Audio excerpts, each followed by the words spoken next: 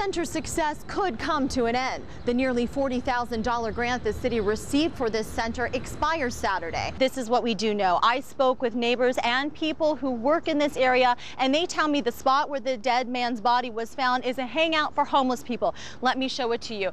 It is that dirt area in between the building and the line of trees. An employee failed to send an electronic file full of payroll data to Wachovia. See, Wachovia processes that information and then distributes it to other banks and credit unions so that you, the employee, gets paid. He hung up. Hi. Hello. I'm Mollie from WSLS 10 on your side. We went to the business to ask again, this time in person. Turned out it was Hubbard's house in Lynchburg.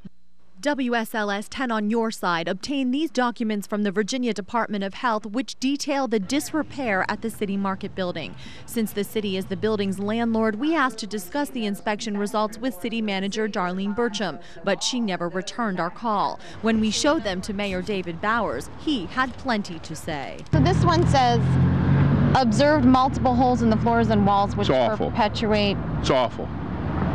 It's atrocious. It's despicable. I'm ashamed.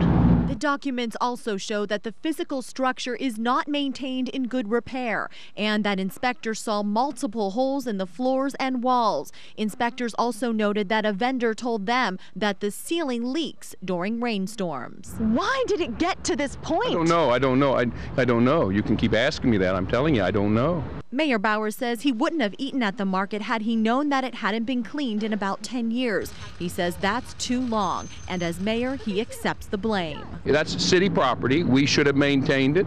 We didn't. We're going to do it now. According to the lease between the city and the vendors, both parties are responsible for the building's upkeep. The city's obligations include, but are not limited to, repairs to the roof, exterior and interior walls. Tenants are supposed to keep the premise in good repair, condition, and appearance. That includes storing items in accordance with health codes. Is there a certain maintenance schedule that the city implements to make sure that its properties are up to spec? There has not been. There will now be. The city will call for regular cleanups twice a year at the market building. Bauer says regular maintenance schedules should be set up at every public building to ensure the safety of the public. In Roanoke, Mollie Halpern, WSLS 10 on your side. WSLS 10 on your side has learned that Jerry Metters used the fax machine line at Congressman Virgil Goode's office in Danville as a contact number to promote Eden's Curve, a gay film that he produced. Take a look at these documents we obtained from Inside Out, the organization which runs the Toronto Lesbian and Gay Film and Video Festival. Here's where the fax number is listed. The paperwork is signed Jerry Metters. 10 on your side wanted to know why Metters used the number and whether he had permission from Goode's office to do so. Metters declined an on-camera interview but tells us that, quote, it is very possible that I might have called Linwood Duncan to ask to use the fax. Duncan, who served as Goode's press secretary and who is Metters' longtime friend and next-door neighbor, says that he has no recollection of that. He also says nothing in that office happened without Goode's permission. When we asked Goode about it, he says that permission would have never been granted. Frankly, I am very angry about this. They have no business using a taxpayer-funded line to receive or to send a fax to whatever that film festival is. This is the second time Goode and Duncan have been linked to Metters' movie. Our media partner, the Danville Register and Bee, reported that Metters thanked Goode in his closing credits and that Duncan had a cameo in the film. WSLS has learned that just days after the article was published, Duncan retired from the position he held since 1996. According to this email, Duncan retired because of health reasons. Is there a connection between Duncan's sudden retirement and the article? We went to Duncan's home to find out.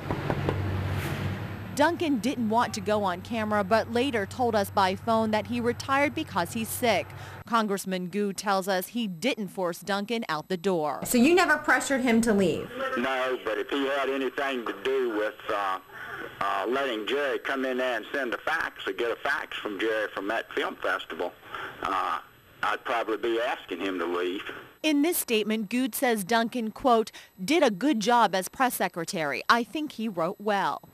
Goode says he is suspicious that somebody in the Danville office gave Metter the fax number to use and plans to go there to question his staffers about it.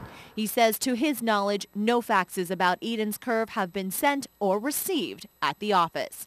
In Danville, Mollie Halpern, WSLS 10 on your side. More than 100 items containing peanut and peanut products were added to the recall list today. 1,300 items have already been recalled. With the list growing daily and the recall voluntary, how can consumers be sure all of the contaminated products are pulled from the shelves? We went to several Roanoke grocery stores to check. We didn't find any recalled products for sale. While lawmakers look for ways to set up tracking systems to find foods connected with outbreaks, grocery store chains are using discount cards to contact customers about the recall. Take a look at this receipt from a Kroger's Plus card customer. In bold, all-cap lettering, it alerts the shopper of an important recall notice, saying he or she may have purchased a recalled product in the past. It also warns the product may be contaminated with Salmonella and gives instructions of what to do should shoppers have questions.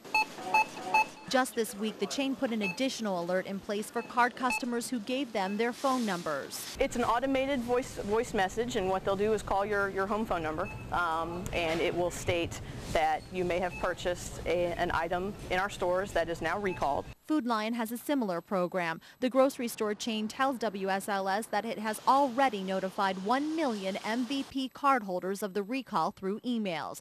Customers say the notifications are useful. It's nice to know that somebody's looking out for you. Marketing tools now being used for food safety. In Roanoke, Mollie Halpern, WSLS 10 on your side. This is WSLS 10 on your side at 6.